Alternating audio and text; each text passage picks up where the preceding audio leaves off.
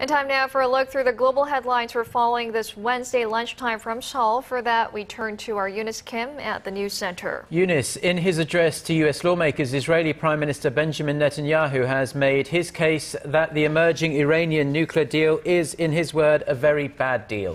A very bad deal. That's right, Mark. He argues that the plan will not only help Iran develop nuclear weapons, but he also goes far as to say it could spark a nuclear arms race in the Middle East. Our Park Ji-won tells us more. Speaking before the U.S. Congress on Tuesday, Israeli Prime Minister Netanyahu stressed that the current nuclear negotiations between the U.S. and Iran will only help Iran develop nuclear weapons capability. This deal has two major concessions. One, leaving Iran with a vast nuclear program. And two, lifting the restrictions on that program in about a decade. That's why this deal is so bad. It doesn't block Iran's path to the bomb, it paves Iran's path to the bomb.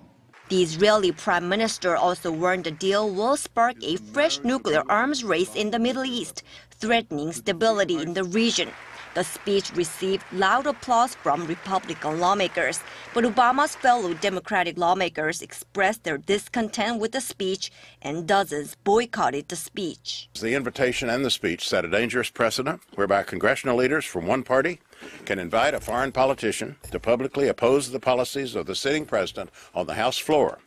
President Obama defended the position of his administration, saying the Israeli Prime Minister didn't offer any viable alternatives, and this is the best deal possible. If we're successful in negotiating, then in fact this will be the best deal possible to prevent Iran from obtaining a nuclear weapon. Nothing else comes close. Sanctions won't do it.